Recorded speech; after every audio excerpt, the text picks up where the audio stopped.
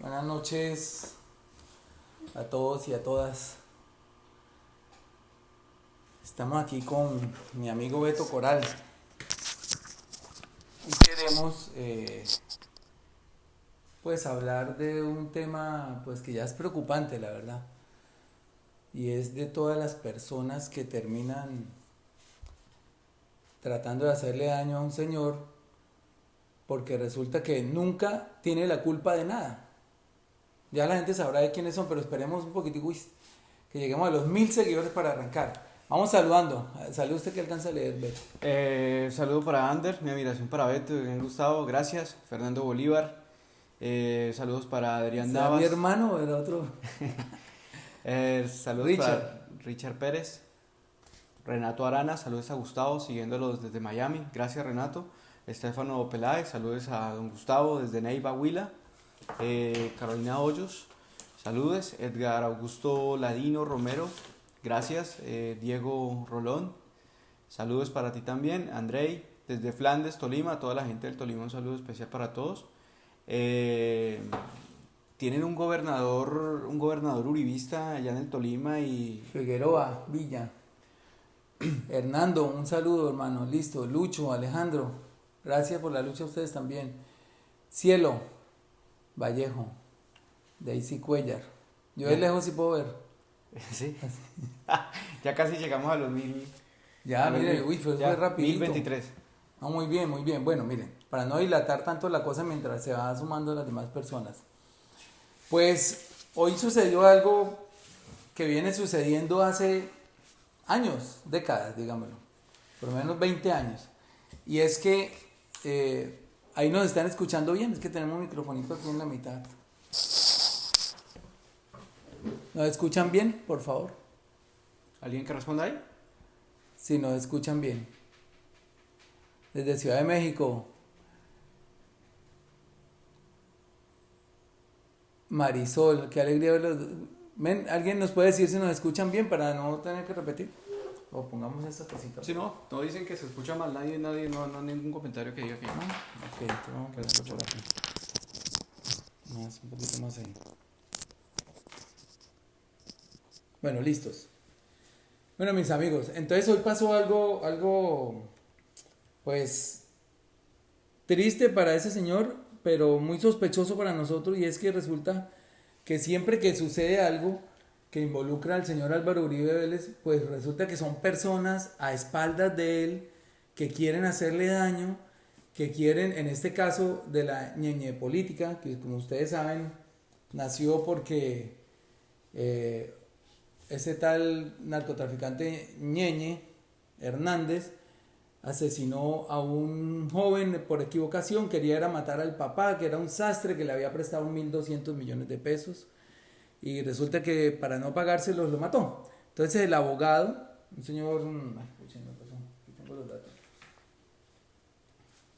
El abogado, investigando, pues se enteró que había unos audios, porque la fiscalía ordenó investigar a este señor Ángel, a este señor Ñeñe, y el abogado se enteró que había dentro de esas grabaciones ordenadas por la fiscalía legalmente, son grabaciones legales, unas que comprometían a la campaña de Iván Duque en la compra de votos. Entonces, cuando este señor pide esos audios, le entregan otros, y él dice, pero aquí faltan unos audios que nosotros sabemos que existen, que son de la compra de votos en la campaña de Duque, y le responden que esos audios no corresponden a ese caso, entonces que no se los entregan, pero él descubre que sí corresponden a ese caso. ¿Por qué? Porque él dice, si este señor compró votos para Iván Duque, por eso es que lo están encubriendo y por eso este caso no avanza. Luego el señor tiene mucho poder dentro del gobierno y dentro de la fiscalía. Y ahí se destapa todo. Llegan también estos audios a manos de dos periodistas que ustedes ya conocen, pues Heliodóptero, Gonzalo Guillén y Daniel Mendoza, pero ya Julián Martínez, otro periodista, había hecho hacía unos meses en su programa Revelados, una crónica corta de la influencia de este señor Nene Hernández dentro de las fuerzas militares y dentro del gobierno. De modo pues que se destapó todo esto y en las conversaciones aparece una persona que es una mujer, nadie sabía quién era y finalmente hoy se supo, María Claudia.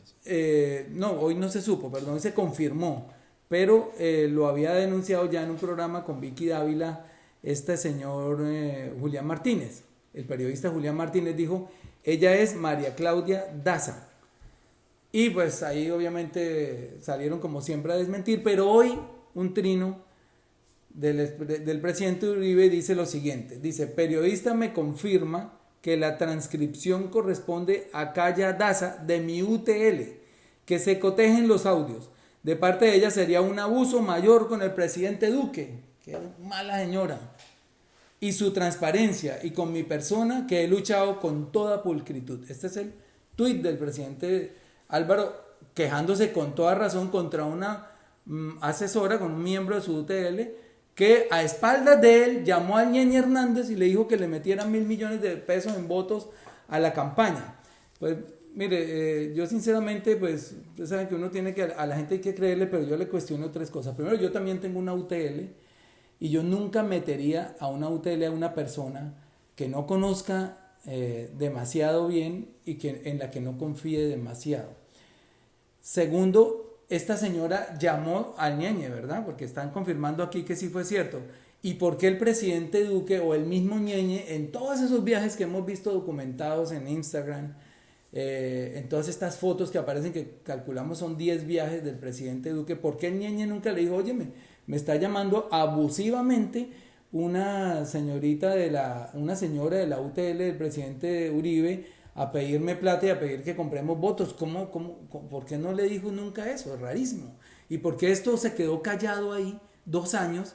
¿Por qué nunca se supo hasta que estos periodistas valientes, Gonzalo Guillén, Julián Martínez, Daniel Mendoza, sacan toda la luz pública y hoy se viene a conocer que sí era la señora? Bueno, entonces a raíz de esto dijimos con Beto, oiga Beto, ¿por qué no hacemos una crónica aquí en vivo de todos esos casos en los que han resultado muchas personas tratando de perjudicar al señor? Por ejemplo, eso lo va a explicar a ustedes, el de la GIS política. Hagan una abrebocas ahí.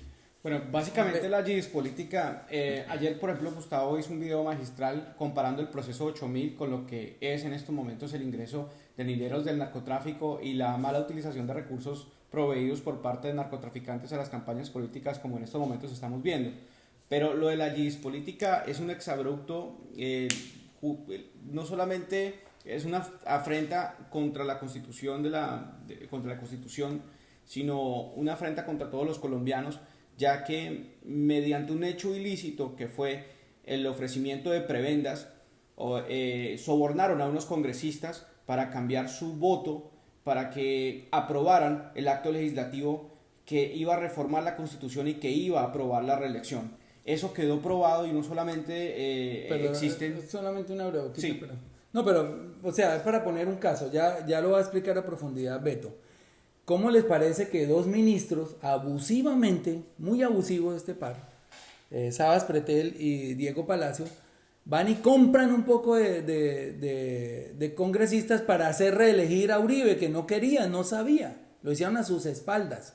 Entonces le dijeron a Gidis, a Teodolindo Avendaño, oigan, vengan, véndanos sus votos, que nosotros queremos ser ministros otros 4 años, no le cuente nada a Uribe, él no sabe de esto, lo vamos a reelegir a las malas porque él tampoco quiere seguir aquí, aunque después quería otro tercer periodo, bueno, unas cosas extrañas ahí.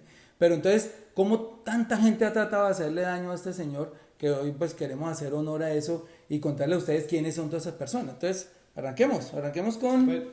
Bueno. Con lo de primero con la aeronáutica... Vamos a arrancar con la aeronáutica civil, ya somos 3.000, qué berraquera. Por favor, compartan y nos vamos a 4.000. Lo de la aeronáutica civil, pues es el primer caso documentado donde se tienen pruebas de la entrega por parte de la administración del 80 al 82 de muchas licencias a aviones y pistas de los narcotraficantes. Pues, ¿cómo les parece que un señor que estaba allá antes antes de Álvaro Uribe. Álvaro Uribe llega a la Aeronáutica Civil en 1980. Pero ahí había un señor antes que no quiso entregarle pistas y licencias a los narcotraficantes, y adivine qué pasó, lo mataron. Ese señor se llamaba Fernando Uribe Senior. Fernando Uribe Senior era el director de la Aeronáutica Civil, y seguramente llegaron todos estos narcotraficantes del cartel de Medellín. Pues en esa época el cartel lo componían los Ochoa, Carlos Leder, casi igual, Pablo Escobar, Gonzalo Rodríguez, Gacha, etcétera. Llegaron y le ofrecieron, me imagino, mucho dinero para que él les entregara licencias para sus aeronaves, para transportar coca y pistas entre sus fincas. Y el señor Fernando Uribe Senior se negó. Digo, no, conmigo no es. ¿Y qué pasó? Lo mataron.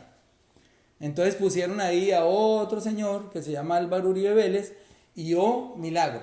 Y esto lo confirman 3 o 4 personas. Floreció el narcotráfico, 57 naves adquirieron licencia, y dicen que un poco más, pistas, entre ellas la pista del aeropuerto, el aeropuerto dentro de la hacienda Nápoles, en fin, todo esto sucedió. Y en esos 2 años sucedió todo esto, de que los narcotraficantes obtuvieron esas pistas. Pues esto cómo se corrobora. En 1983, a Álvaro Uribe lo nombró ahí Julio César Turbay Ayala el 24 de marzo de 1980, y 28 meses después, el 7 de agosto de 1982, o el 6, cuando termina el periodo Turbay Ayala, se termina. Dice en su libro Virginia Vallejo que a él lo recomienda, que eso era cuota política, Álvaro Uribe, de Alberto Santofimio Botero. Eso sí, no lo dice ella en su libro. Cuando sale Álvaro Uribe, se queda ahí otro señor, que se llama César Villegas. César Villegas es el jefe de planeación de la aeronáutica en el momento en que Álvaro Uribe es el director de la Aeronáutica Civil. César Villegas es un narcotraficante, después se supo, estuvo involucrado en el proceso 8000. A César Villegas lo metieron a la cárcel 5 años por tener relaciones con una cantidad de narcos, y a César Villegas, cuando se abre todo este proceso de las pistas y él tiene que ir a declarar, pues ahí viene qué le pasó, lo mataron también. Mataron al pobre señor César Villegas, que era también presidente del Santa Fe, o había sido presidente del Independiente Santa Fe, el equipo de fútbol. Uy, muy bien, vamos en 3.600, ¿qué? 3.615. Muy bien, vamos a los 4.000. Matan a César Villegas también, o sea, de los 3 funcionarios de la Aeronáutica Civil, únicamente no matan a Álvaro Uribe Vélez, a los otros 2 los matan. Y después más adelantico subió otro señor que lo nombró Álvaro Uribe Vélez, que es el señor que es hoy embajador en Uruguay, Fernando San Clemente, y ahí vienen qué pasó con él, también director de la Aeronáutica. ¿Qué le pasó al señor? ¿Qué le encontraron?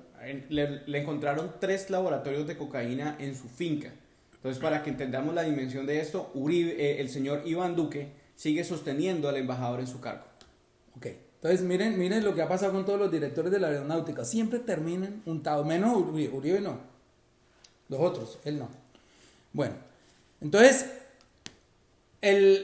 Rodrigo Lara Bonilla, que era el ministro de Justicia a nombre del nuevo liberalismo, hace un debate en el Congreso en el año 83. Y en el Consejo Nacional de Estupefacientes dice, porque por pedido de Rodrigo Lara suspende los vuelos de naves de narcos y hace derogar cientos de licencias. Rodrigo Lara Bonilla. Cientos de licencias, señalando a su director, o sea, a Álvaro Uribe, por pasivo y negligente. Y en el Tiempo del año, el 8 de septiembre del 83, el Tiempo publica dice que Lara Bonilla hace un debate en la Cámara gracias a la débil, dice comillas, dice Rodrigo Lara Bonilla, Gracias a la débil labor de la aeronáutica, Pablo Escobar Gaviria tenía 3 hangares en el aeropuerto de Medellín. 3 hangares en el aeropuerto de Medellín y una flotilla de aviones para transportar coca. Y ahí miren qué le pasó al señor Rodrigo Lara Bonilla, ministro de Justicia. ¿Qué le pasó? Lo mataron. Lo mataron también. Todo el que medio los toca, lo mataron también. Y lo mataron después, casi un mes después de haber ordenado el allanamiento a Tranquilandia, que es un complejo cocalero gigantesco, donde había 17 toneladas de cocaína, una cantidad de laboratorios en los llanos del Yarí, y donde encontraron un helicóptero ¿de quién? De Álvaro Uribe Vélez. Del papá de la familia de Álvaro Uribe Vélez. Estaba ahí el helicóptero, señor, es una suerte terrible, muy de malas. Pero ahí estaba el helicóptero. Bueno, entonces, acá hay una cantidad de cosas. Por ejemplo, se relacionan que dentro de las naves que inmovilizaron había 30 de los Ochoa, 30 aviones de los Ochoa, 10 de Pablo Escobar, 10 aviones de Pablo Escobar, 10 de Rodríguez Gacha y 4 de Carlos Leder. Pero uno de esos aviones era de un señor Guillo Ángel, el HK 2967, pero estaba a nombre del hermano Luis Guillermo Ángel. ¿Y qué pasó con este avión? Pues que este era un narcotraficante, Guillo Ángel, que terminó indultado. Resulta que cuando mataron a Pablo Escobar, hubo unos narcotraficantes y unos paramilitares que se aliaron en lo que se llamaba, el bloque de búsqueda, se alió con todos los malos de Medellín para poder encontrar a Pablo Escobar. Los Pepes. Y a cambio les dieron inmunidad, o sea, lo que se quejan hoy que le dieron a las FARC, a eso la dieron gratuita. Las FARC al menos están haciendo desminado humanitario y están contando la verdad. No, hay 12 narcotraficantes a los que se les da indulto directo. Y uno de ellos es Guillo Ángel, dueño de una de esas aeronaves que estaba, a las que le había dado licencia a Álvaro Uribe. Y este señor resulta que posteriormente se sabe que es el dueño del helicóptero, el Bell 2006B, donde muere Pedro Juan Moreno. Pedro Juan Moreno, que fue secretario de gobierno, creo, de la gobernación de Antioquia cuando Álvaro Uribe Vélez fue gobernador. Y dice un Berna en una de sus declaraciones, nosotros no, que a ese señor Pedro Juan Moreno lo mataron. Ese accidente no fue voluntario. Después apareció otra señora asesinada en el aeropuerto Olaya Herrera. En fin, todo turbio dentro de la aeronáutica. Y lo cierto es que esto lo corroboran, lo de las pistas. Virginia Vallejo en su libro lo corrobora. Miles Frechet, él es ex embajador de Colombia, de Estados Unidos en Colombia, y lo corrobora el mismo Popeye en muchos videos que ustedes han visto donde dice sí, esta aeronave, yo por acá tengo exactamente lo que decía Popeye. Dice Popeye que yo realmente el tema de Álvaro Uribe Vélez no quiero extenderlo más porque estoy aquí en la ciudad. Álvaro Uribe Vélez es el dueño de esta ciudad. No quiero tan de frente. Dejémoslo para la historia y ya llegará el tiempo en que haya que contarlo y se contará. Porque Popeye había dicho que Álvaro Uribe, como director del Aerocivil, le concedió el permiso a Pablo Escobar para la pista de aterrizaje de la famosa Hacienda Nápoles. Esto lo corrobora también en su libro la señora Virginia Vallejo, que fue amante de Pablo Escobar. En fin, esto era una abrebocas para mostrarles cómo de 3 tipos de la aeronáutica mueren 2, después de otro tipo que tenía mucho conocimiento, sobre todo en el cartel de los insumos. También muere en un accidente de helicóptero que después se sabe es un accidente que no tiene mucha justificación, y un paramilitar, confeso, como don Berna, dice que en ese accidente estuvo involucrado Álvaro Uribe. En fin, eso para dejar el tema de la aeronáutica. Después él fue alcalde de Medellín, nombrado por el presidente Belisario Betancur, y según otra denuncia, exactamente del papá del presidente Duque, que se llamaba Iván Duque Escobar, el papá del presidente Duque, denuncia las licencias, y esto hace que el presidente Betancur le pida la renuncia a la alcaldía a al señor Álvaro Uribe Vélez. En ese momento estaba todavía vivo el padre, y el padre era rejoneador y aparecía en fotos con los Ochoa y etcétera, y a su muerte, que ellos le atribuyen a las FARC, eso no lo sabemos, hay unos avisos en la prensa de Medellín en donde una entidad que se llama Medellín Sin Tugurios, que todos saben que era de Pablo Escobar, lamenta la muerte de Alberto Uribe, que era el padre de Álvaro Uribe. Bueno, esto digamos que dejemos ese pasadito allá. Pero después de la alcaldía, el señor llega al Congreso y ahí pues hay unos cables que estos sí son de la embajada americana, que desclasificaron el 25 de mayo, 2 días antes de la primera vuelta de las elecciones presidenciales, y los publicó el New York Times, y en varios se menciona que Pablo Escobar, varios políticos de Antioquia, dice según el FBI, no Beto ni Gustavo Bolívar, porque ya viene otra demanda. Les quería contar ahorita cuántas demandas tengo, 21, no 20, que estoy contando esta, la verdad estoy contando esta porque sé que también se nos viene, pero tengo 20 demandas en este momento, 20, le voy a decir antes de seguir de qué se tratan. No, se me fue. Si Carito me está escuchando, por favor me la envía a este celular porque se me quedó allá en el otro celular. Bueno, tengo 20 entre demandas, denuncias, tutelas, pérdidas de investiduras, 20. Y esta 21. ¿En qué estamos hablando? Estamos hablando de los cables que se desclasificaron en el año 92 cuando... Sí.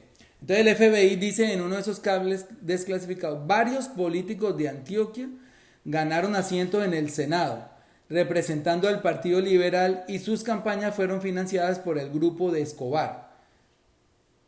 Eso dice uno de los cables clasificados. Blanco es... Bueno, posteriormente, el 24 de abril del 92, se da un nuevo cable con más información sobre la lista de narcopolíticos. Y el 31 de julio se conoce otro en el que se detalla una conversación de un funcionario de la embajada con Uribe Vélez sobre las reacciones negativas en Colombia a los sobrevuelos del gobierno americano en Medellín. En esa reunión, Uribe les informa que es posible que la mafia tome represalias con una campaña de bombardeos. Ese cable está firmado por el embajador de Estados Unidos. Finaliza diciendo que la embajada dice, con comillas, sigue con dudas de las posibles conexiones de Uribe con el narcotráfico. Todo esto, hay una cantidad de, digamos, son como unos Wikileaks, una cantidad de cables desclasificados por el FBI que se publicaron y los pueden encontrar. Les doy una referencia en una columna de Joir Ackerman que se llama Narcopolíticos. Ahí pueden encontrar todos los datos y todos los cables. Bueno, después de esa llegada al Congreso, viene una cosa que les expliqué ya ayer en el otro video, la Asamblea Nacional Constituyente, filtrada también por narcotraficantes. Viene la elección de Ernesto Samper, también filtrada por narcotraficantes, esta vez del cartel de Cali. Y finalmente después de su paso por el Congreso, donde entre otras cosas aprobó la nefasta ley 100 que ha matado más gente que todos los narcotraficantes y la guerrilla juntas, ya llega a la gobernación de Antioquia el señor Álvaro Uribe.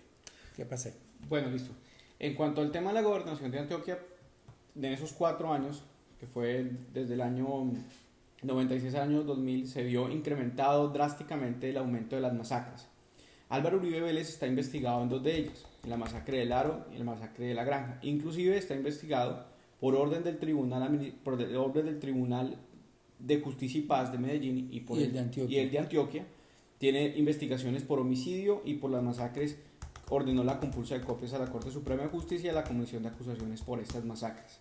Quería añadir, Gustavo, en el año 91, la agencia de inteligencia de Estados Unidos, la gente pregunta mucho que si eso es verdad o eso es mentira. Eso es verdad. Ese informe se desclasificó en el año 2004 y es cierto. Álvaro Uribe Vélez sí figura en un listado de narcotraficantes donde él es el número 82. El número 80, pues ustedes pueden encontrar, inclusive nosotros podemos publicar la lista completa. Aparece Pablo Escobar siendo el número 79, otros. Este resumen que estamos haciendo es para, entre otras cosas, para mirar un camino que llevó Álvaro Uribe Vélez a la presidencia, un camino más que delictivo. que no fue invento de la izquierda, ni los últimos acontecimientos han sido inventos de la izquierda. Bueno, dentro de ese proceso en el que se le compulsan copias para que se investigue a Álvaro Uribe por las masacres del Aro y La Granja, también hay otra compulsa de copias por el asesinato del defensor de derechos humanos Jesús María Valle. Él está también investigado por ese asesinato, que era un defensor de derechos humanos. Y después viene una época negra para Colombia, que es la época en que se fortalecen las AUC. Como lo dije ayer también, no fue Álvaro Uribe quien las creó, fue el gobierno de Ernesto Samper, pero este gobierno sí les da un empujón total, las dota con armas, con radios, las vuelve importantes y también se hace el ciego.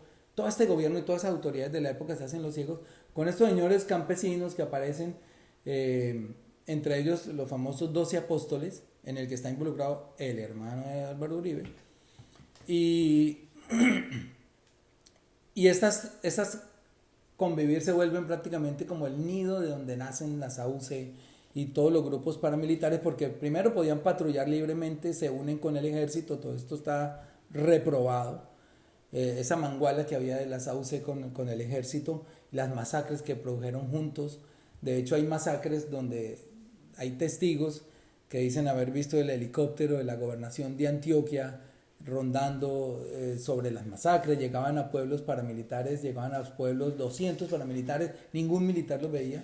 Se estaban 7 días en un pueblo, por ejemplo en El Salado, y nadie los veía, y cuando ya se iban, habían descuartizado a todo el mundo, ahí aparecían los militares. Era una cosa terrible esa época. Entonces, después de eso, pues viene la elección del señor Álvaro Uribe como presidente de la República en 2002.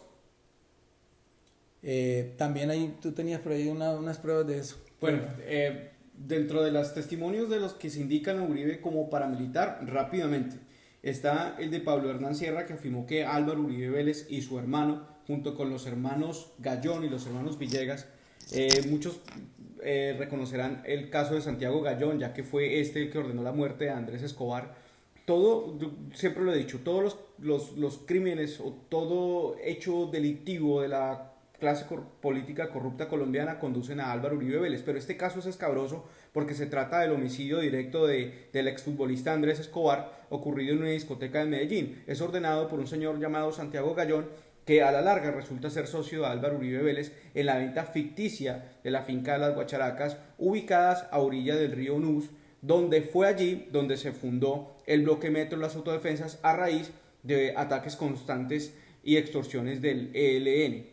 Este grupo se formó, según información de Pablo Hernán Sierra, por los hermanos Uribe Vélez, por los hermanos Villegas y por los hermanos Santiago Gallón. Otro testimonio, el de Adolfo Enrique Guevara, alas 101, es un capitán del Gaula, y este certifica que Álvaro Uribe Vélez era uno de los líderes naturales del paramilitarismo en Colombia, y de ahí para allá podemos hablar de muchos testimonios de paramilitares muertos. Le hacía un recuento ahorita, Gustavo, rápidamente. El señor Francisco Villalba declaró que Uribe había participado en la masacre de Aro, fue asesinado. El señor Carlos Enrique Areiza, también testigo paramilitar, que testificó en el caso de la manipulación de testigos, también fue asesinado. El señor Pedro Juan Moreno, hablaba Gustavo Bolívar, del exsecretario de gobierno de la gobernación de Antioquia, que según información de Don Berna fue asesinado por Álvaro Uribe Vélez, según Don Berna, no lo está diciendo Gustavo Bolívar ni yo. Y también el señor Pelo Echonta, que testificó contra de Uribe, también lo mataron. Peloechonta. Alias Peloechonta. También el agente... También lo mataron. Sí, el agente Alexander de Jesús Amaya, los hermanos Múnera y Hernán Darío, alias el relojero. Esto es un recuento de todos los paramilitares que han testificado en varios procesos, no solamente de manipulación de testigos, sino en los casos concretos de vincular a Uribe con el paramilitarismo. Eso podemos decir que ocurrieron antes de que Uribe llegara a la presidencia. Ya se sabía claramente que Álvaro Uribe Vélez tenía vínculos con el paramilitarismo. Bueno, otro caso que sucedió fue el del asesinato de Eudaldo Tito Díaz. Eudaldo es el alcalde del Roble. A Eudaldo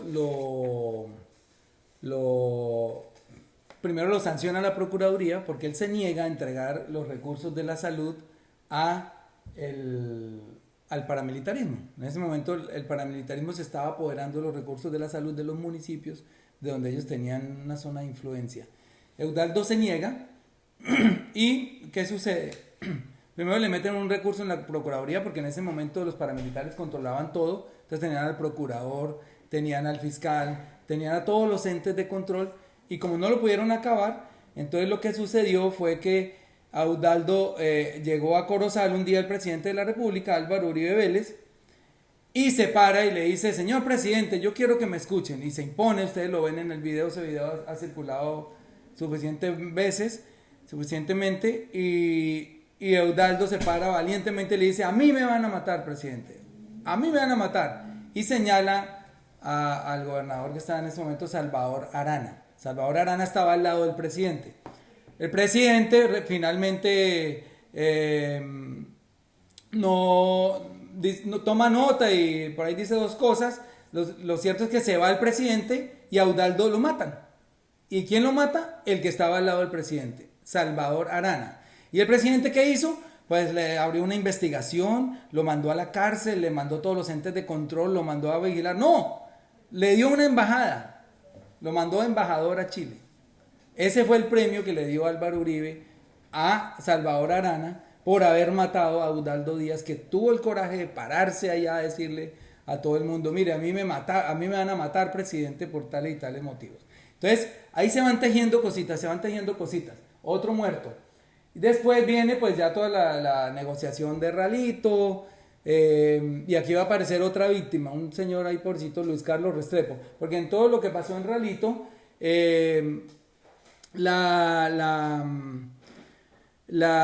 perdón, me desconcentré. Lo que pasó en Ralito es que los paramilitares tienen una negociación directa, les crean un proceso de justicia y paz, se llama parecido a la JEP, pero se llama Justicia y Paz. Y esto que critican hoy de que las FARC estén en el Congreso, también lo querían hacer ellos.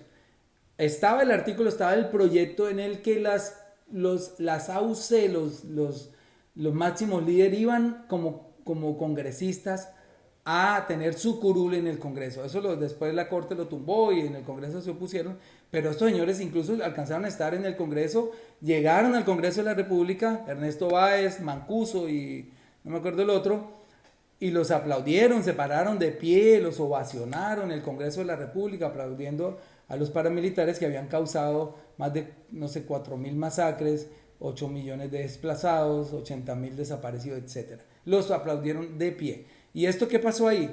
Pues que para poder cumplir con la ley de justicia y paz se necesitaba demostrar que se era paramilitar y que tenían ejércitos. Entonces Vicente Castaño, que es el hermano mayor de Carlos Castaño, les vende ejércitos. Les vende ejércitos a muchos narcotraficantes que pueden acreditarse de esta manera como paramilitares y eludir la justicia de esta manera. Eso pasó en Ralito y ahí aparece don Luis Carlos Restrepo. ¿Cómo fue el asunto? Bueno, el caso de Luis Carlos Restrepo, aparte de ese que está mencionando Gustavo, también fue investigado e inclusive en estos momentos él se encuentra prófugo de la justicia, él se encuentra inclusive exiliado, porque hicieron una falsa desmovilización, la falsa desmovilización del cacique La Gaitana, supuestamente un bloque de las FARC que funcionaba en el norte del país. Entonces, pongamos el primero. Vamos a hacer un recuento desde ahora en adelante de todos los nombres de los personajes que han sido los pobrecitos, los que le han servido al diablo y los que usted sabe que el que le sirve al diablo, pues el diablo le va a pagar muy mal. O sea, el señor Luis Carlos Restrepo arruinó su vida. No,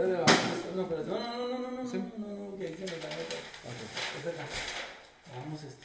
Ahí está. Listo. Luis Carlos Restrepo, había dos maneras en que el gobierno de Uribe quería mostrarle al mundo y al país que estaba ganando la guerra contra la guerrilla y los paramilitares y que él seguramente iba a ser el pacificador de Colombia. Una, desmovilizando a los paramilitares, pero como no avanzaba eso, pues se inventaron una falsa desmovilización con uniformes nuevos, armas rarísimas, viejas, bueno, gente muy afeitadita y todo eso lo mostró la prensa. Y como se descubrió que era falsa esa desmovilización, pues entonces Luis Carlos Restrepo tuvo que ir y el pobre hombre se dañó su vida porque lleva ¿cuántos años? Más de 10 años huyendo de la justicia para poder, porque tal vez lo hizo a espaldas de Uribe. Yo creo que él no le pidió permiso, la gente lo adora al hombre, entonces hace unas cosas para dañar su vida con tal de proteger a su presidente. Y lo otro fue los falsos positivos, que esa sí es la aberración de aberraciones, eso es lo peor que ha pasado, miren, no solamente en Colombia, sino en muchas partes del mundo.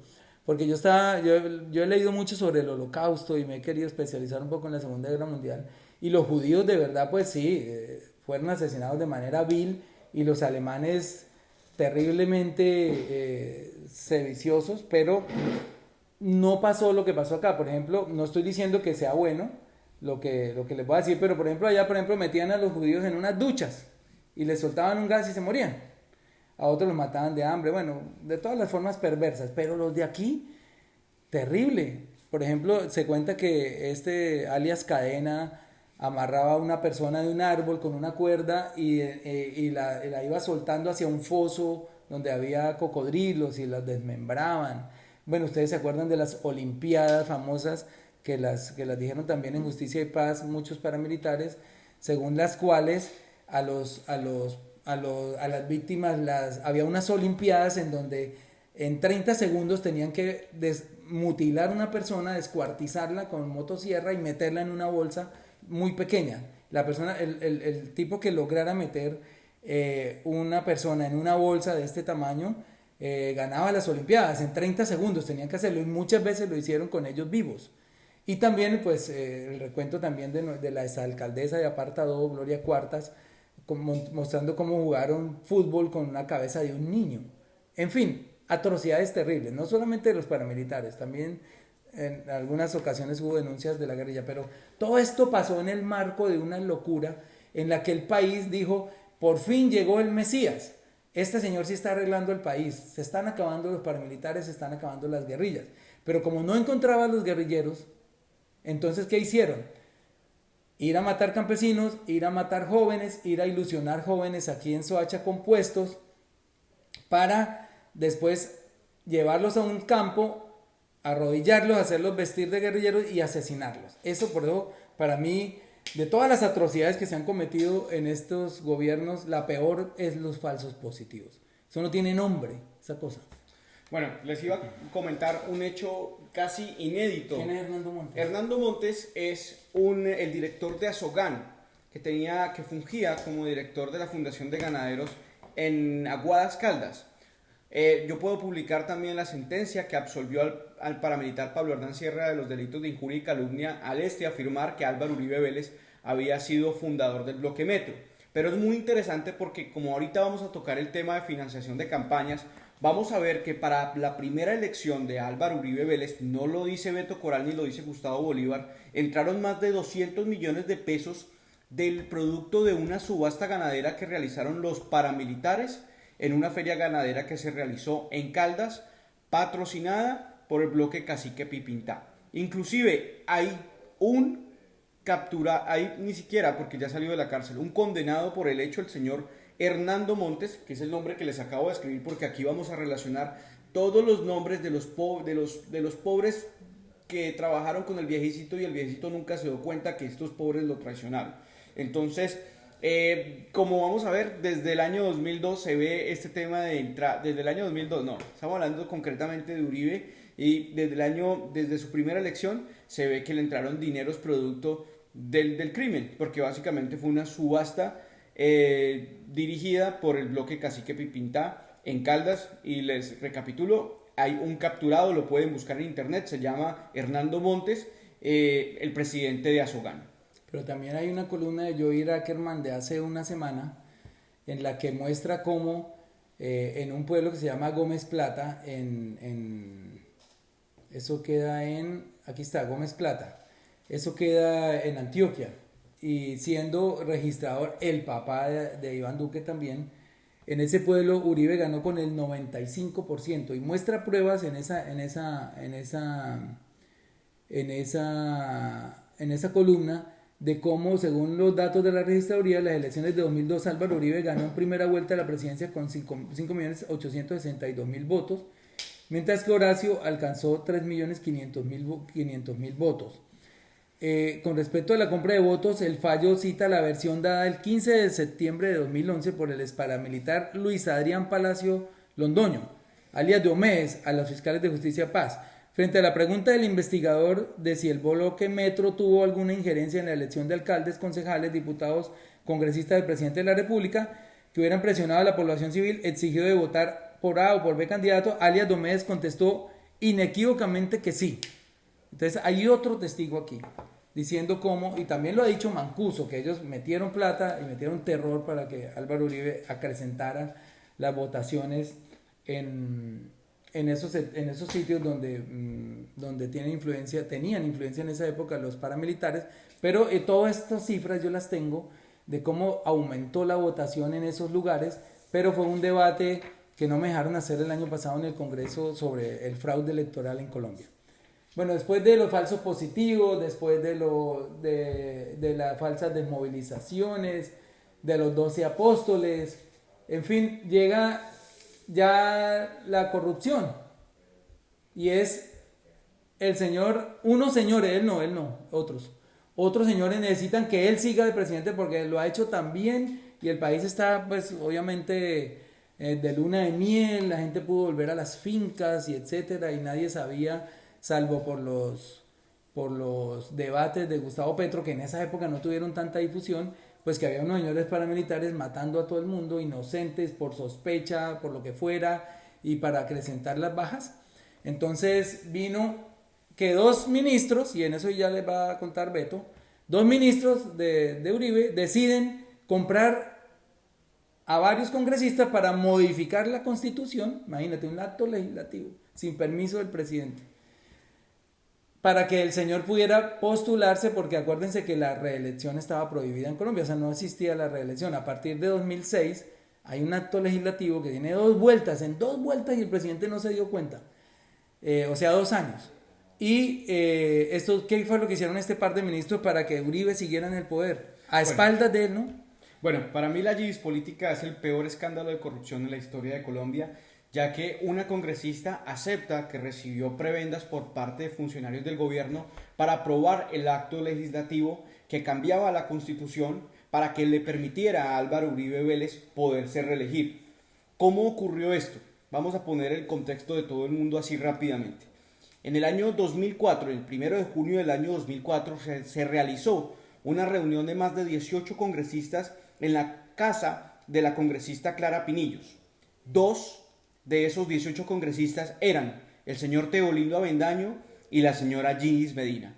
Como siempre, el gobierno se entera de estas reuniones, porque el gobierno desde siempre ha interceptado, ha chuzado, ha perseguido, y al día siguiente envía a sus funcionarios, el primero, el señor Sabas Pretel de la Vega, que era el encargado de la cartera del ministro de Interior, y también envía al exministro de Protección Social, el señor Diego Palacio. A uno lo envía a hablar con la señora Ginnis Medina. Inclusive se reúnen en la oficina 512 del Congreso, esto está documentado según sentencia de la Corte Suprema de Justicia, y la saca y la lleva hacia el Palacio Presidencial. Estando allí, el señor Sabas Pretel de la Vega le empieza a hacer ofrecimientos burocráticos, consistentes en nombrar a un grupo de amigos dentro de unos cargos que dependían concretamente de las carteras del señor Diego Palacio. Como por ejemplo, estos son datos que ustedes pueden revisar en las sentencias y los pueden revisar en los medios de comunicación. Por ejemplo, en el caso del amigo de la señora Ginnis Medina, el señor Carlos Correa Mosquera, lo nombró en la dirección de la clínica de la clínica Primero de Mayo de Barranca Bermeja. Se posesionó el 23 de junio del año 2004. El señor César Guzmán lo nombró en la Dirección de Infraestructura Carcelaria del Ministerio de Interior, que eso dependía de Sabas Pretel de la Vega. Y ahí aparece un tercer nombre, que es el señor Alberto Velázquez, que era el secretario privado de Presidencia, que en ese momento de la reunión Álvaro Uribe Vélez lo llama y le dice que él se va a encargar de cumplir todas las promesas que Álvaro Uribe Vélez le está haciendo a Ginnis Medina, solamente con la intención de que cambiara la intención de voto y no votara no, sino votar sí. El hecho es que el señor Alberto Velázquez nombró a la señora en la Notaría Segunda de Barranca Bermeja, a la señora Sandra Domínguez, amiga también de Gidis Medina. También ese mismo día, como les dije, paralelamente, se reunió el señor Diego Palacio, también con el congresista Teolindo Avendaño, que iba a votar no al proyecto de reelección. Le ofreció una notaría, la famosa ofrecimiento de notaría, la Notaría 67 de Bogotá, la cual firmaron un pagaré por más de 450 millones de pesos. Y también se le dio un contrato al Ministerio de Protección Social a la señora Diana Constanza Castro, esposa de uno de los hijos del parlamentario.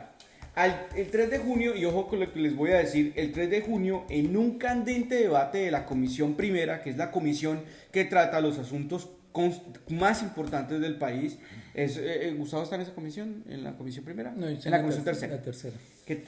La Comisión Económica. Pero la primera comisión del Congreso trata sobre los temas constitucionales. Se dio ese debate donde iba a ganar, donde ese proyecto se iba a hundir. Y pasa algo muy común hoy en día. Yo por eso le preguntaba a Gustavo sobre el caso de esa congresista Maritza Rodríguez, que fue la congresista del Partido Liberal que se salió a la hora de votar las objeciones de la JEP. El congresista Teolindo Avendaño, cuando fueron a votar el proyecto de reelección, se salió, se desapareció. Y la señora Gidis Medina, de la nada, todo el mundo sabía que su intención de voto era votar no, votó sí. Y automáticamente el proyecto de reelección pasó de estar prácticamente hundido a revivir y a ser aprobado. El único congresista que sospechó fue el señor Germán Navas Talero. Inclusive, la propia Procuraduría formuló unos reparos a la manera como se aprobó este proyecto. Posteriormente se viene la aprobación de la Corte Constitucional, pero el 30 de marzo del año 2008 la señora Gidis Medina le da por revelar todos estos detalles, cuenta cómo se le entregaron estas dádivas y pues ¿qué pasó? Que ya era muy tarde porque Álvaro Uribe Vélez ya era el presidente, ya la Corte Constitucional había aprobado la reelección. Pero ¿qué podemos concluir? Que de un hecho ilícito nació una reforma a la Constitución, que de un hecho ilícito Álvaro Uribe Vélez es presidente. Sí, pero pasó algo más, como pasó hoy con la señora Daza, sí. Que 2 señores fueron a la cárcel. 3. Alberto Velázquez también. Ay, Alberto Velázquez. Alberto Velázquez. Es que todos, los sobornados y los que sobornaron, Gidis Medina, Teolindo Avendaño, el señor Diego Palacio, Sabas Pretel de la Vega y Luis Velázquez, todos fueron condenados. Alberto Velázquez. Es que ahí también podemos meter a Gidis Medina y podemos meter a... Porque yo estoy diciendo los funcionarios. Funcionarios, sí. O sea, otros 3 funcionarios de Uribe que van a la cárcel por delitos que solamente favorecen a Uribe, pero que como la gente es bobita, pues se pusieron a hacer vainas a espaldas de él y pues los condenaron y pagaron cárcel, desprestigio, etcétera. Su familia es destruida porque es que el amor es muy grande y entonces los hace cometer errores. Y estos 3 señores, sin que Uribe se diera cuenta, metieron sobornos, hicieron todo lo que les contó Beto para que él fuera nuevamente presidente. Lo necesitaban, seguramente era que querían ser ministros más tiempo, no sé, algo pasó ahí. Pero otros 3 tipos que se van a la cárcel. Y después vino otro, que lo voy a escribir acá que ustedes ya saben quién es. Se llama Andrés Felipe Arias.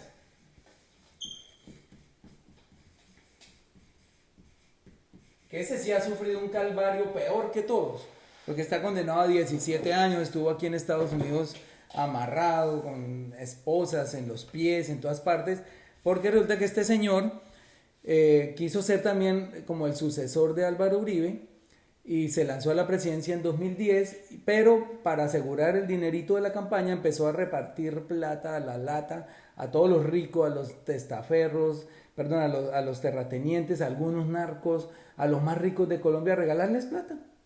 Y curiosamente se descubrió que 34 aportantes de su campaña y de la campaña de Uribe 2002 y 2006, 34 de esos aportantes recibieron dinero de Agroingreso Seguro, que supuestamente era un programa para beneficiar a los pequeños campesinos, pero resultó ese dinero 500 mil millones de pesos.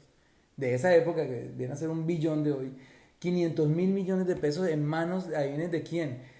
le dio 3.200 a Álvaro Uribe, o sea, el pobre señor Álvaro Uribe que acaba de declarar renta por 0 pesos, porque su finca no produce riqueza, era pura paja el cuento del capitalismo, una finca de 1.500 hectáreas que produce 30.000 pesos al año. Yo estaba, les voy a mostrar ese video de pronto mañana, yo estaba en Cauca hace 3 días y llegué a un resguardo que se llama Huellas, un resguardo en Caloto.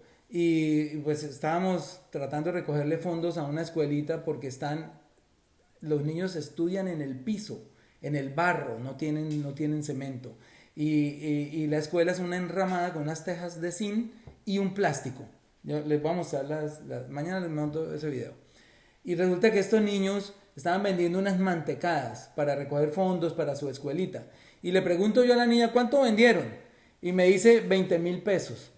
Le dije, usted produjo más riqueza que Álvaro Uribe, porque Álvaro Uribe produjo 30.000 en todo el año y ustedes recogieron 20.000 en un momentico. Eso es lo que produce ese señor en todo el año, con una finca de 1.500 hectáreas.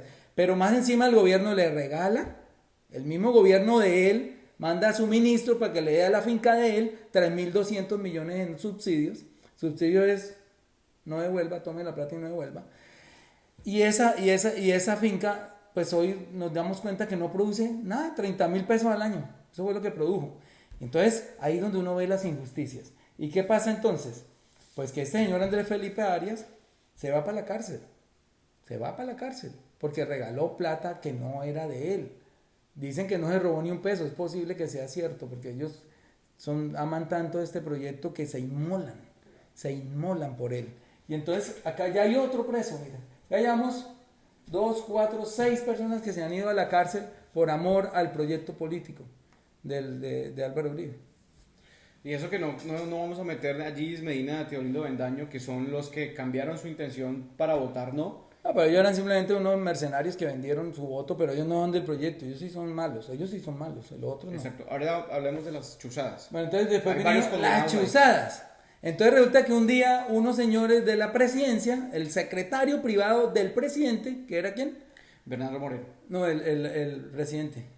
Álvaro Uribe Vélez. El secretario de la presidencia un día dice, ay, me gustaría saber qué piensan los magistrados, qué piensan los periodistas, qué hacen los de la oposición, qué hace Gustavo Petro, qué hace Holman Morris, qué hace Daniel Coronel. Bueno, quiero saber, como que el secretario de la presidencia un dijo, ay, me dan ganas de escuchar qué es lo que dicen, y entonces se va donde María del Pilar Hurtado y le dice, venga, escuchemos a ver qué dicen ellos, sin que Uribe supiera. Esto no sabía nada de Uribe, nunca supo. Y entonces aparecen micrófonos dentro de las salas de la Corte Suprema de Justicia, les hacen seguimiento a todos los periodistas. Daniel Coronel tuvo que irse del país, amenazado, etc. Y resulta que en esas chuzadas, pues obviamente también aparecen otra cantidad de presos, que fueron ¿quiénes? Bueno, está María del Pilar Hurtado.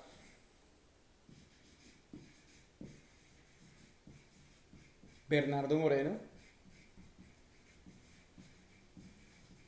Por favor, comparten que se nos está bajando la audiencia. 2.700. Vamos a poner otra vez en 3.000, por favor. Compartan que está chévere. Te faltan unos datos bacanos. ¿Qué más? Bernardo Moreno. Sí.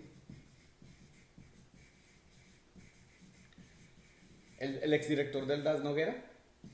Creo que se llamaba... Pero él también está implicado en el asesinato Sí. del profesor Correa de Andrés, que ese nos saltó. Era el buen muchacho, que él también así puso un tuit diciendo que metía las manos al juego por él, que era un buen muchacho. Y el buen muchacho está condenado por asesinato de 25 años.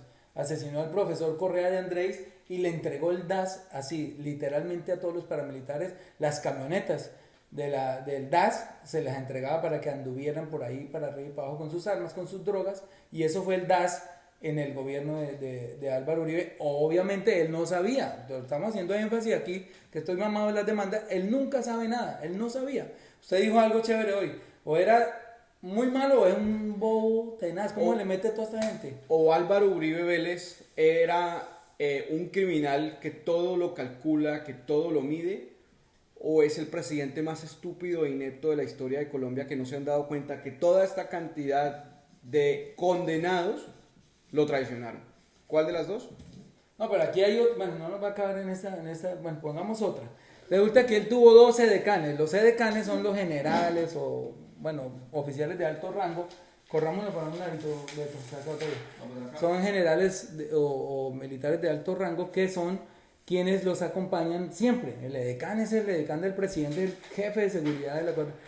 ¿Y cómo le parece que los dos que tuvo resultaron extraditados por narcotráfico y paramilitarismo? Que son el señor Flavio Buitrago y el señor Santoyo. Los dos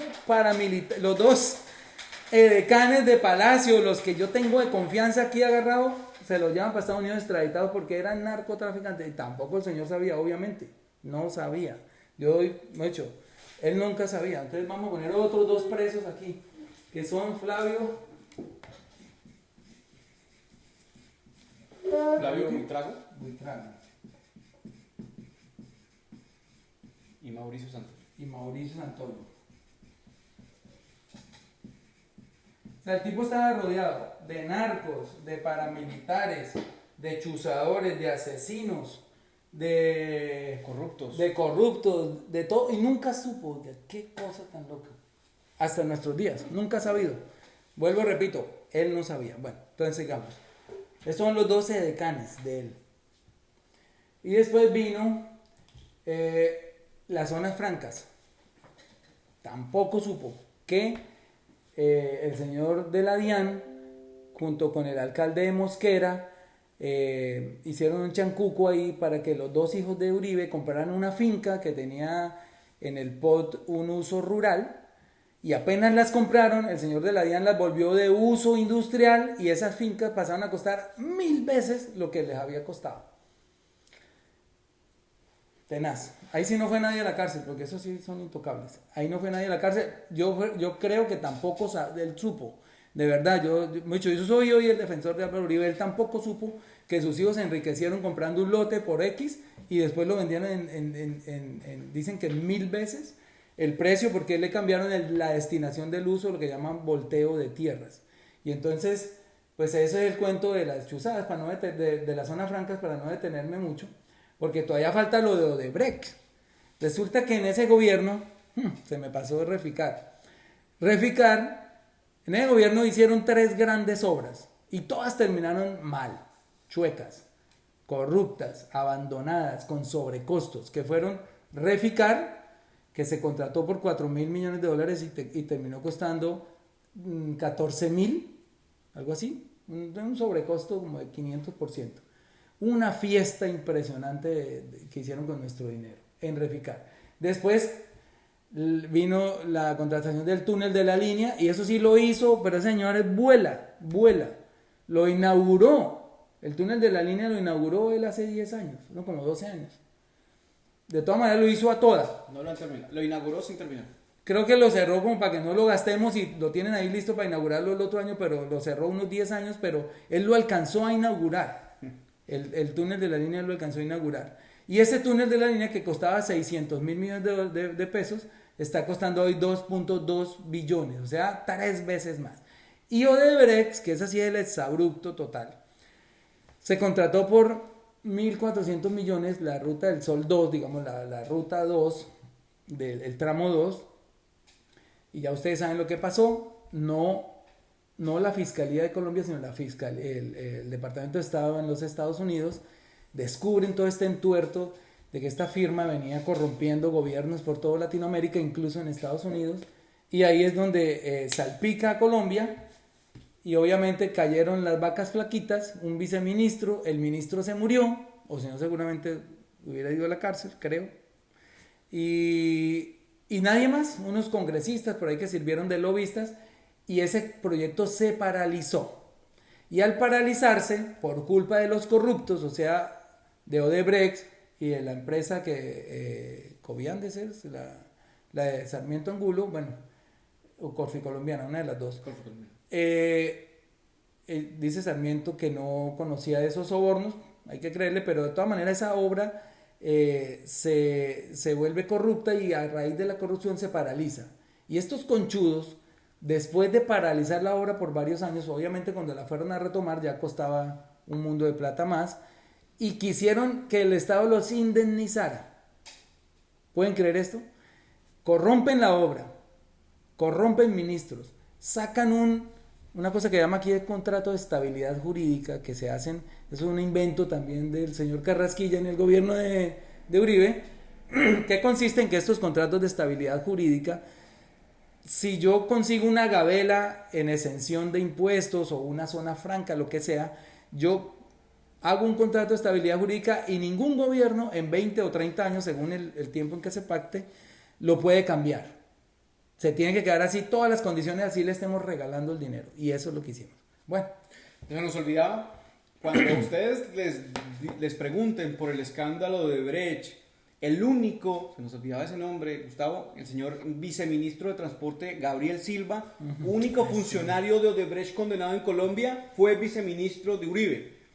Entonces, para que no se jacten diciendo que fue otro presidente del escándalo de Odebrecht, no, sí, no hay que negarlo. Otro preso, pobrecito. Otro preso. Él fue solo un viceministro que pactó sobornos. Que nosotros sabemos que no tiene ningún mando sobre nada. Fue quien orquestó todo lo de Odebrecht. El ministro no sabía, el presidente no sabía. Andrés Felipe Arias, que tenía el sueldo de Odebrecht según Otto Bula, tampoco sabía. Un viceministro ahí cualquiera llegó un día y hizo un contrato gigante de 1.4 billones de pesos. Pues en el debate del año pasado, cuando se estaban mostrando estas pruebas, pues demostramos que la ministra de Transporte, muy querida ella, eso sí es bien querida, había trabajado ya en el grupo Aval, pues resulta que llegó un día a decir, sí, vamos a indemnizar a esos pobres corruptos con 1.2 billones de pesos. A indemnizar a los corruptos que paralizaron la obra y que hoy la tienen costando 10 billones, 10 veces más, a indemnicémoslos con 1.2 billones porque hoy la obra vale más. Y casi se los entrega, ya una cosita así, si no es porque saltamos en el Congreso, y en eso hay que darle crédito a los congresistas que hicieron el debate, a Gustavo Petro, a Jorge Robledo y a toda la bancada, a decirles que cómo se les iba a ocurrir, y le hicimos un debate de censura a la señora y finalmente terminaron dándoles 200.000 millones de pesos. Es decir, corrompen la obra, paralizan la obra, hacen que se vuelva 10 veces más costosa y hay que indemnizarlo. Eso es Colombia, señores, y eso es lo que estamos viendo y esas pruebas están ahí. Eso aquí no nos lo estamos inventando. Hay previo a la adjudicación de esa obra reuniones registradas en Panamá de los hijos de Uribe o de uno de ellos. Él no sabía tampoco porque los hijos nunca le cuentan a los papás lo que hacen, pero hay unas reuniones en Panamá, una reunión donde están Odebrecht, no sé si es Marcelo o quien hacía las veces de Odebrecht en Colombia. Era el encargado de los sobornos. Y los Nule y él, y los hijos de Uribe. Como les digo, el papá no sabía. Y esa reunión se dio, después hay unas documentadas, que eso sí son de dominio público, donde está Marcelo Odebrecht en Palacio con Uribe, con el viceministro corrupto, con Andrés Felipe Arias, que ya no era ministro en ese momento, seguramente era el lobista, y el señor Odebrecht. Y a los pocos días adjudican la obra. Y ahí es donde se quiebran los Nule. Porque estos que eran otros corruptos, pues jugaban a que con la plata de una obra tapaban la otra. Entonces ellos habían comido la plata de la calle 26, del Transmilenio de la 26, porque estaban seguros que ganaban la licitación de la Ruta del Sol. Ellos venían de hacer casi 2.000 contratos en estos 8 años de Uribe. De todo, se metieron a hacer acueductos, arepas, empanadas, todos los contratos se los daban a los Nule. Y ellos estaban seguros, por eso andaban en avión, privado y etcétera. Ellos estaban seguros que ganaban también la Ruta del Sol 2, pero llegó uno que ofreció más soborno y los tumbó. Y ahí fue la debacle de los Nule. Si eso no les pasa a los Nule, hoy seguramente estaríamos con esos señores contratando por ahí todavía. Y le adjudican a Odebrecht la obra y ya ustedes pues saben lo que pasó de ahí en adelante. Después, para continuar con las maromas, Odebrecht metió plata a las campañas, dicen que a la de Santos y a la de Zuluaga. En fin, tampoco pasó nada, absolutamente nada. Y llegamos pues a lo que está pasando hoy, para saltarnos un poco porque ya llevamos mucho tiempo, pero llegamos a lo que está pasando hoy, que es la ñeñe política, que esto sí ya los tenemos agarrados. Porque Gustavo, ¿y no podríamos en un futuro estar metiendo a Diego Cadena? El tema de la manipulación de Ah, testigos. la manipulación de testigos, sí, no. Porque ya hay ya hay un deslinde de responsabilidad. Ya Álvaro Uribe Vélez es como está Diego acostumbrado a eso. Cadena y Álvaro Prada. Álvaro Prada, el representante de la Cámara. Estos dos van para la cárcel, segurísimo.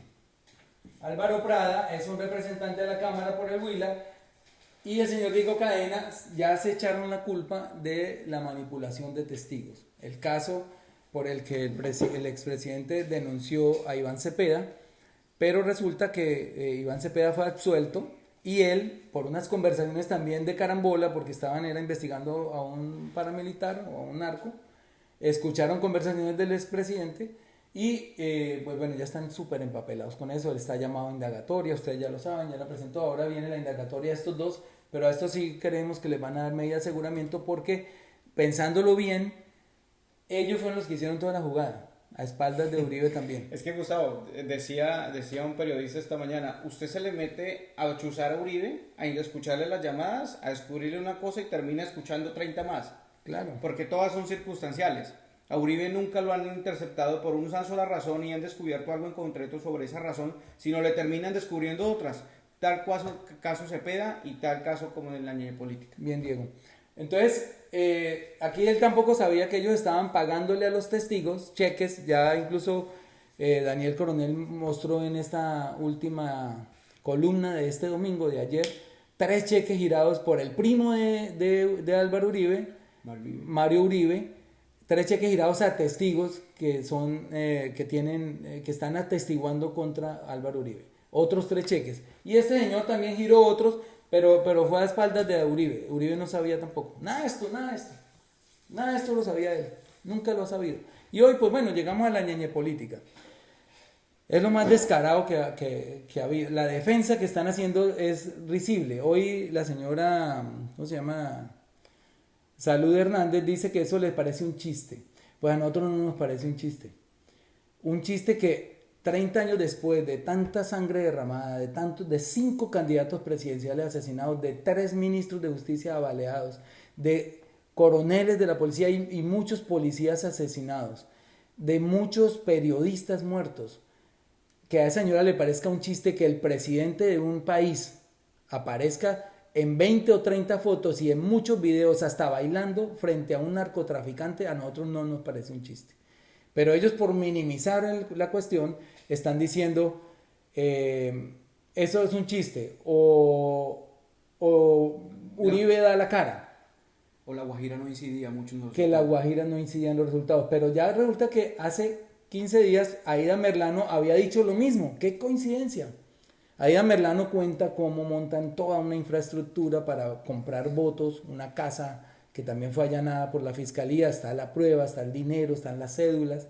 Y todos esos votos, ¿ustedes creen que eran para Petro?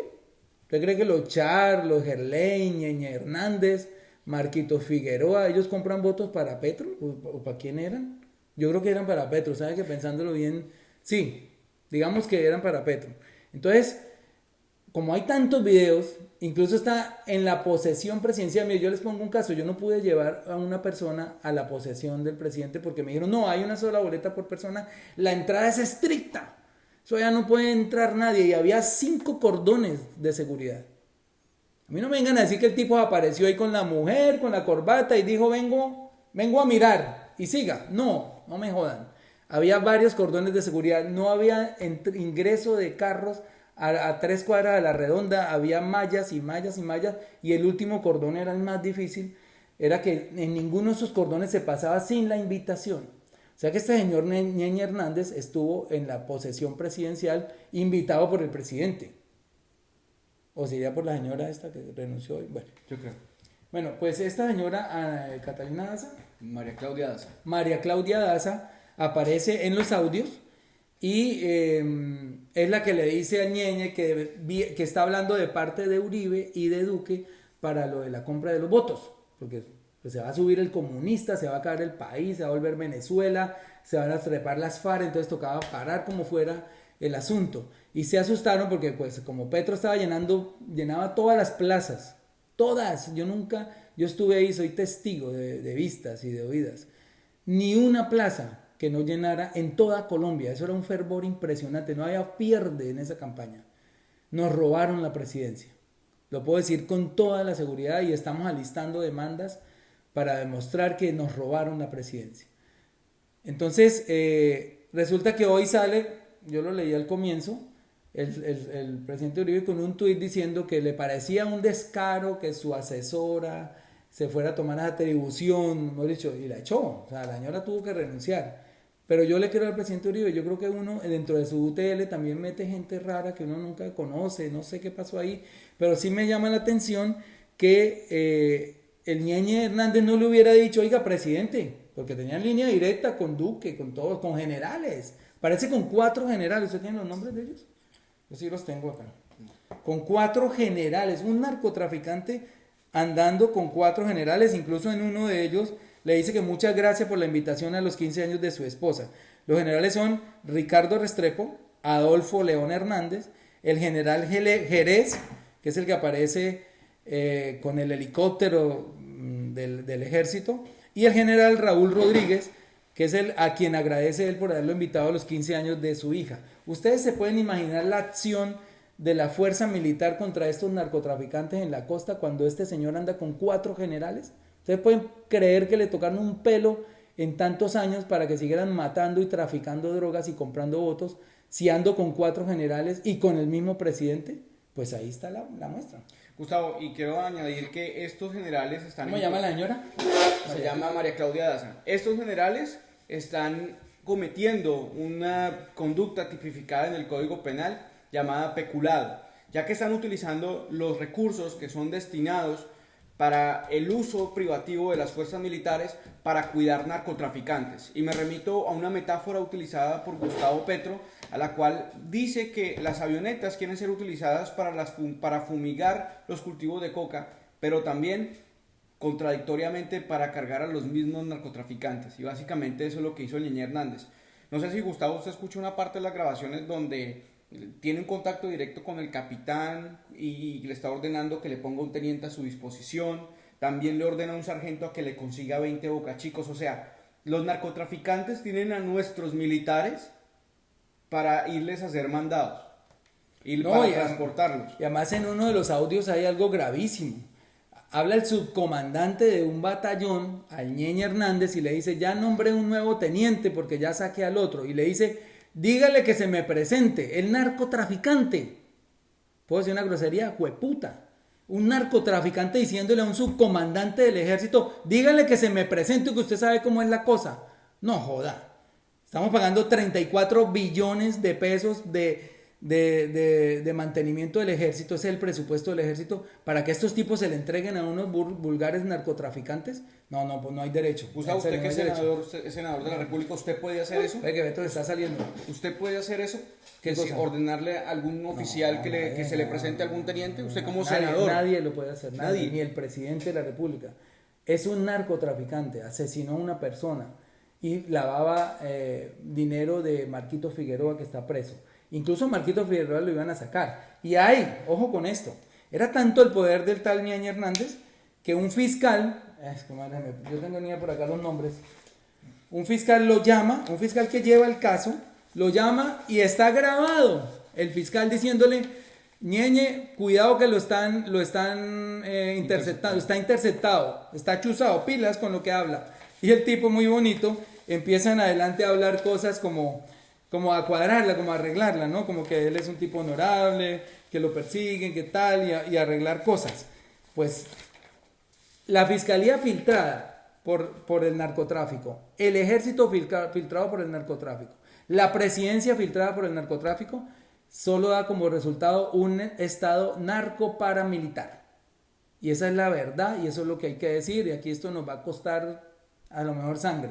Pero esto es un estado narcoparamilitar. Y la invitación a todos ustedes, no podemos comernos más estos sapos, amigos. Es imposible que sigamos inermes frente a esta situación. Imposible. Me niego a creerlo. Yo no sé de qué estamos hechos. ¿Qué tenemos por dentro? De pronto no tenemos nada, estamos vacíos para permitir que esta gente haga y haga y haga. Mire la lista. Y haga y haga y haga y siempre se salga por la tangente que yo no sabía, que lo fue a mis espaldas, que que yo no me había enterado, no jodas. En serio, vamos a desalojar estas mafias del poder. Seguramente vamos a caer por el camino muchos, pero ¿qué va? Lo mata uno el coronavirus, qué miedo de nada. Por ahí está uno en un aeropuerto y le prenden la vaina y se murió. No, peleemos, salgamos a las calles, aprendamos a votar, cuidemos los votos, cuidemos las elecciones. Hoy está tan caído ese uribismo que si hoy fueran las elecciones, ganaría este lápiz contra el que ellos digan. ¿Cómo nos ponemos de acuerdo para que este lápiz sea un candidato de unidad? Para que esos mezquinos que votaron en blanco la vez pasada dejen la estupidez y entiendan que primero está Colombia que sus egos. ¿Cuándo vamos a entender eso? Entonces, yo creo que ya está bueno. No podemos seguir así. Ya tenemos toda la evidencia. Y en este último caso de la ñeñe política, pues tenemos fotos, videos, audios. No se pueden escapar por la tangente ya. Tenemos 3 cosas. Y va a pasar algo grave. Y lo van a ver en los próximos días. Dicen que desaparecieron los audios de la fiscalía. Pero como nuestros amigos periodistas, que son más valientes que nosotros todos juntos, lograron unas copias de esos audios y ya las sacaron del país porque bobos no somos, pues si destruyeron esos audios se van a la cárcel todos porque el fiscal tiene que entregárselos a la corte porque ya hay una apertura del proceso. Y cuando instauremos las demandas, la corte le va a pedir los audios al fiscal y si los han destruido, se van a la cárcel todos porque los audios existen pero ellos no los tienen. Ahí ya saben lo que va a pasar. Algo gravísimo. Justicia de miércoles la que hay en este país. Ocultando 2 años las pruebas de la ñeñe política, que es nada menos que nuevamente el retorno de los paramilitares, de los narcotraficantes al poder. Lo que soñó Pablo Escobar lo logró este señor. Todo lo que soñaba Pablo Escobar de llegar al poder lo logró este señor. Porque no ha cambiado nada en 30 años. 30 años, decía yo ayer, 28, 26 años del proceso 8000 y todavía estos tipos haciéndose elegir con dinero sucio del narcotráfico. Eso es inaudito. No podemos soportarlo más.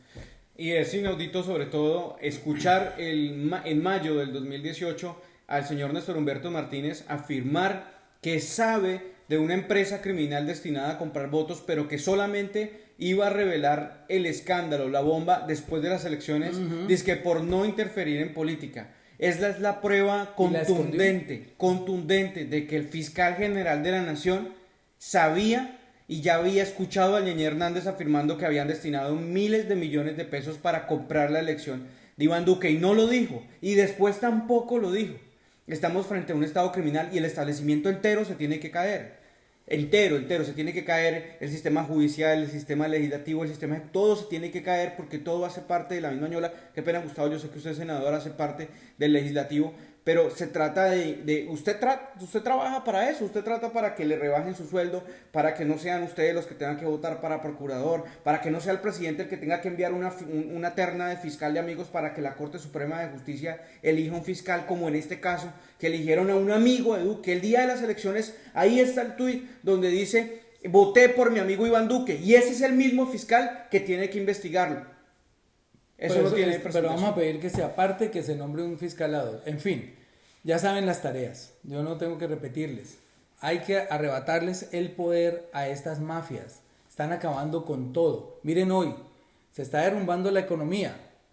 ¿Y por qué se está derrumbando? Porque no teníamos contingencia a una baja del petróleo. Porque le estábamos apostando a los ingresos millonarios del petróleo, pero resulta que la parte impositiva está mal. Porque con todas estas exenciones tributarias, con todos estos beneficios tributarios que le han regalado a los cacaos, pues ahora no va a haber cómo recoger el déficit que va a dejar esta baja del petróleo que está tremenda. Y con este dólar que se trepó a 3.800 y seguramente va a llegar a 4.000 pesos. Todo esto está sucediendo en manos de un presidente inepto que tiene que renunciar porque las pruebas de su delito están ahí. Y es la relación con un narcotraficante que incluso el día de la posesión tenía orden de captura y el fiscal Martínez también la omitió. De modo pues que ya no hay más que decir, están agarrados, como les digo, hay videos, hay fotos y hay audios, 25.000 audios, los están escuchando en este momento y los vamos a ir soltando de a poco, van a ir saltando de a poquito las cosas. Y pedirle ya finalmente, gracias porque se mantuvo en más de 3.000 el promedio de los que nos ven, pedirles que compartan esto porque si ustedes nos están viendo yo no tengo que convencerlos de nada a ustedes. Ustedes son de la causa, ustedes la entienden, simplemente les estamos dando argumentos para que ustedes vayan a convencer a otras personas que están ciegas para que despierten. Entonces lo único que tienen que hacer es compartir el video, alguien lo va a ver, alguien se va a atrever a mirarlo y a salir del error, porque tenemos que entender que es una sociedad manipulada por la gran prensa durante décadas. Las mismas mamás nuestras, los papás nuestros que nunca lucharon por este país y nos entregaron un país corrupto, nos entregaron un país violento, ellos fueron manipulados por los grandes medios, no más. Para eso tenemos ya los medios alternativos, los en vivo, los live, las redes sociales y estos periódicos que se están dando la pela por sacar a la luz lo que la gran prensa calla. De modo que ya tenemos todo listo para hacer esa transición y vamos a hacer y a presionar desde las redes para que estos políticos mezquinos se unan. Y si no se unen, no los elegimos. Que se vuelva a montar el uribismo otros 4 años, el narcoparamilitarismo, no importa. Pero no vamos a apoyar ningún político que no vaya a una consulta amplia y suficiente en donde quepan todos los sectores alternativos, desde el liberalismo hasta la UP, el verde, el polo, el maíz, etcétera. Todos tienen que caber ahí y el que gane esa consulta tiene que ser el presidente en 2022, amigos. Muchas gracias por la visita. Compartan, por favor, a ver si algún uribista por ahí lo pillamos. Ya ustedes no hay que cambiarlos, pero los demás sí. Bueno, nos despedimos de Ángel Ordóñez. Gracias por la sintonía, por Edwin Alegría, Karen López. Gracias a ustedes. A Johan Enrique Lineros, muchas gracias. De verdad, de todo corazón, esto fue una audiencia muy linda y nos volvemos a conectar en 8 días para contarles más cosas. Chao. Chao, muchachos. Chao. Gracias.